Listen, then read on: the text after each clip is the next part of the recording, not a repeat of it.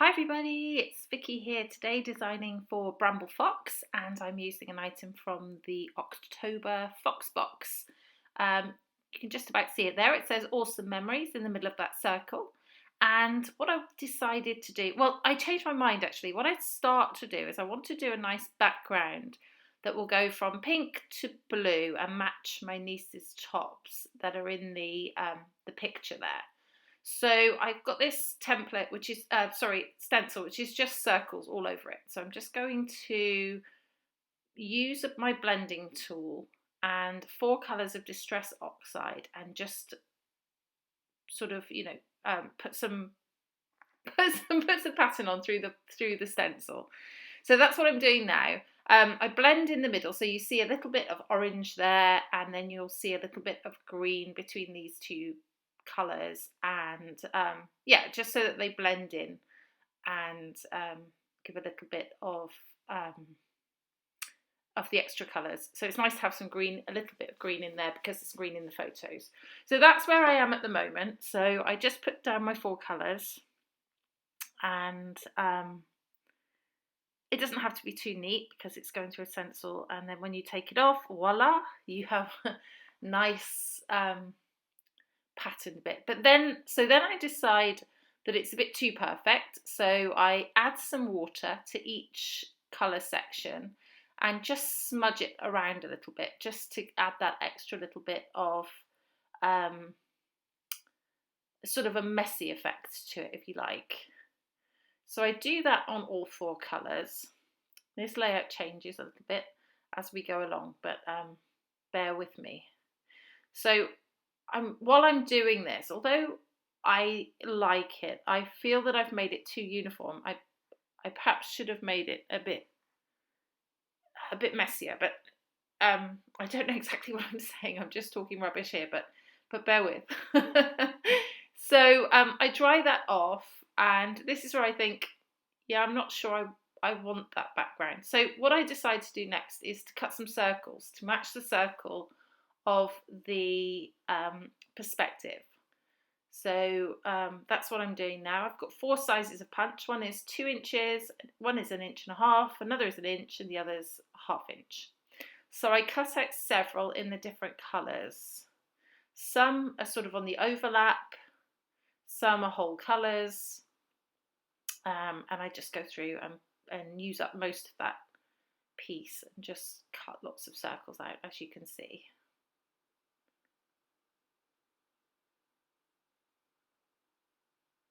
Okay, I still don't have an idea really exactly of what I'm going to do here, but I figure if I cut some circles it will come to me. As is often the case.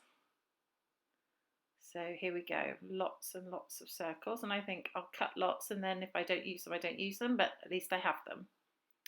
So now I'm going to get another piece of background. So this time I've chosen a piece of paper from the Daydream collection from Cocoa Vanilla Studio, and it's just got little dots on. So what I decide is my theme is going to be circles. So everything on here is going to be circles apart from the 2 photos. So I put the pink and yellow circles on the side of my niece wearing the pink t-shirt, and the blue and turquoise on the side with my niece wearing the blue t-shirt. So I quite like how that works. Excuse me. Just cut another circle there from yellow. And I like how that looks, so I think my next step is going to be to stick everything down. I think about backing that onto another piece, but I don't do that at the moment. So here we go. I'm going to stick the circles that are underneath the photo or underneath another circle. I'm going to stick them flat to the page.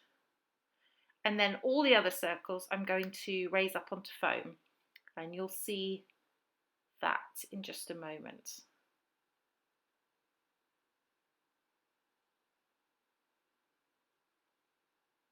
Okay, so I'm not going to make you sit through all of this, but what I do now is I put all those other dots onto foam, and that takes a little while. I was hoping that my punch would fit onto the foam, but it doesn't, so that was a bit unfortunate. So I'm just going to go and do it by hand. that's just sticky back foam that I use from the craft shop. Okay, so there we go, that's all done. The next thing I'm going to do is, what am I going to do? Okay, so I want to just put a little bit of extra colour onto my photo. So what I do is I take some pieces and in the relevant colours and just tear along the edges and then stick them to the edge of the photo just to add an extra little bit of interest down the side of the photos.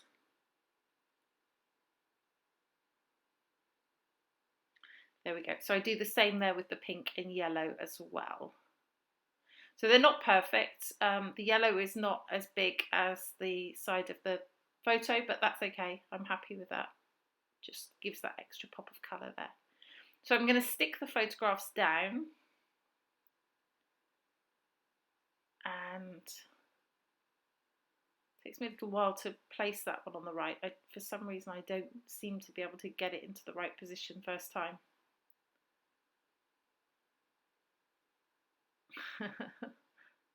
There we go.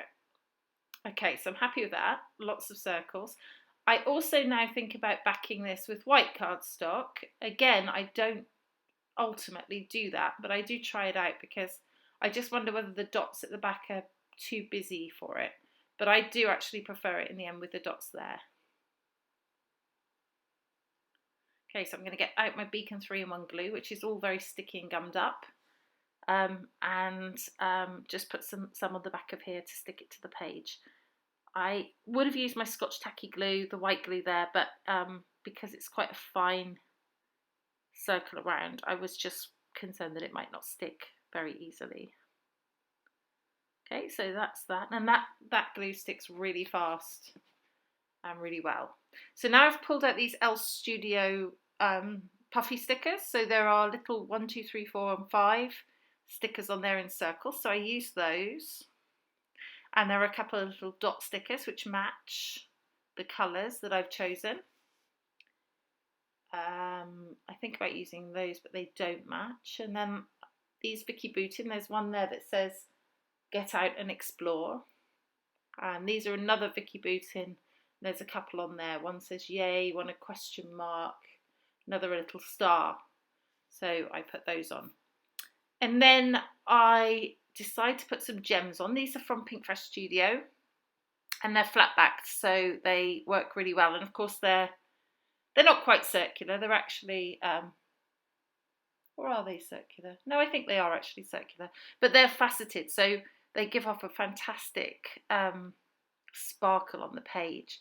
So I thought I would fill up some of the gaps with these, and I love how that turns out. So here we go. So all I do is I put down lots of little dots of glue, and then I put the gems into the glue, and I'm going to skip through that in a second so you don't have to watch me put all of those down. But there are quite a few of them, and I have plenty, so I can be generous. There we go. And I think that's it. So, yep, there's the final layout. I hope you enjoyed my process and that you like the layout. We love to talk to you and see your layouts on Bramble Fox Friends, so please come over and take a look, and please subscribe to my channel. This has been Vicki for Bramble Fox. Thank you so much for watching. Bye-bye.